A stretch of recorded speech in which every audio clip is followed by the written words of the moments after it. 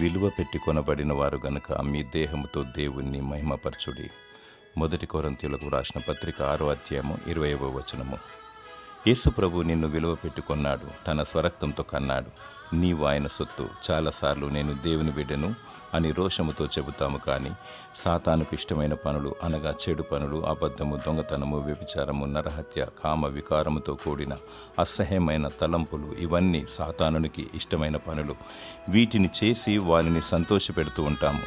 యేసు ప్రభువును పదే పదే సిలువ వేస్తున్నాము. ఆయన గాయాలను రేపుతున్నాము. మనసు మార్చుకో, పరిశుద్ధతను కోరుకో.